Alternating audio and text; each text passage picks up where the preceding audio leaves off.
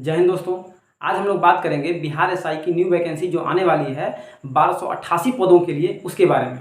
बहुत लोग तो 1288 जो पद है उसको देख के बोल रहे हैं अरे यार बहुत कम पोस्ट आया है, इतना में क्या होगा, हम लोग का सिलेक्शन नहीं होगा। तो आपको बता दें भाइयों कि पढ़ने वाले बच्चों का, जो पढ़ने वाले बच्चे हैं उनके लिए 1288 पोस्ट भी कम नहीं है। आपको तो सिर्फ एक ही पोस्ट चाहिए ना। तो चलिए आज इसके बारे में बात कर लेते हैं क्या क्या इसमें जो क्राइटेरिया है, क्या क्या होने चाहिए। इसमें सबसे पहली बात कि आपका जो है ग्रेजुएशन आप पास होने चाहिए।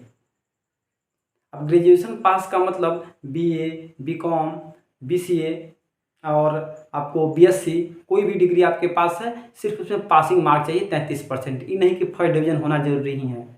इसके बाद दूसरी बात करते हैं एज लिमिट।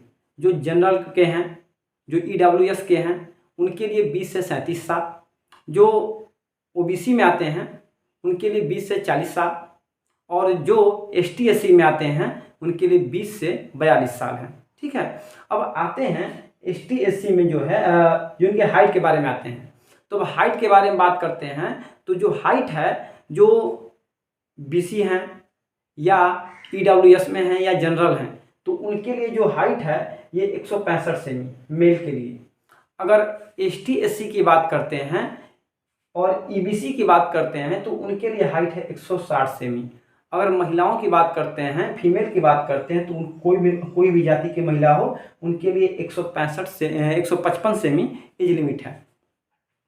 अब थोड़ा सा हम लोग इसके एग्जाम पैटर्न पे भी प्रकाश डालते हैं, क्योंकि आप बिहार एसआई का जितना भी फॉर्म आया है, फॉर्म कभी भी आया हो, फॉर्म लगभग अगस्त सितंबर के महीने में आ जाता है फॉर्म, और दिसंबर में इसका प्री हो जाता है, अब तक का रिकॉर्ड है। तो शायद हो इस बार भी कि दिसंबर में एग्जाम हो जाए।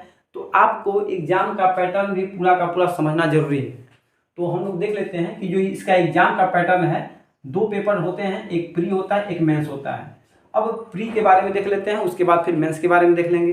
जो प्री जो पेपर है ये 100 क्वेश्चन होते हैं। इसमें 100 क्वेश्चन और प्रत्येक क्वेश्चन 2 नंबर के होते हैं और 200 नंबर का पूरा पेपर होता है, जिसमें निगेटिव मार्किंग भी होते हैं। कितना? 0.2।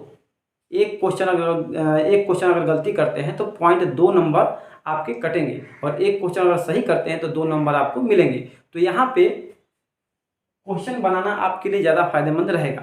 ठीक है।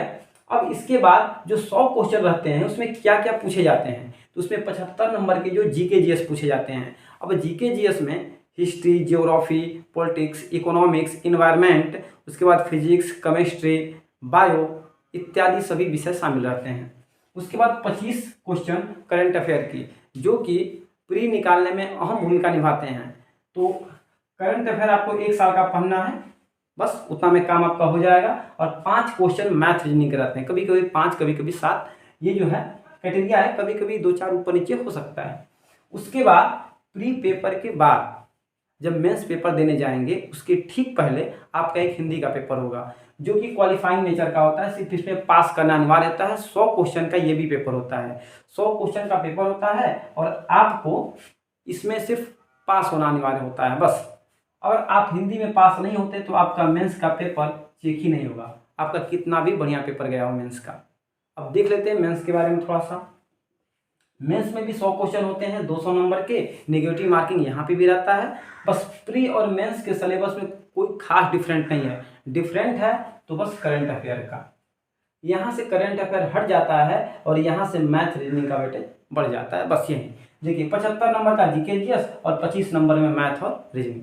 इसके बाद आपका मेरिट बनेगा मेंस होने के बाद, और मेरिट में अगर आप क्वालिफाई हो जाते हैं तब आपका मेडिकल के लिए आपको बुलाया जाएगा, फिर देन आपका फाइनल सिलेक्शन। तो हमको लगता है कि दिसंबर में आपका एग्जाम हो जाएगा, इसलिए आपके पास हमको लगता है कि 70 से 90 दिन टाइम है। इसलिए बहुत बेहतरीन तरीके से अभी से और इसी समय से पढ़ाई आपको स्टार्ट करनी होगी।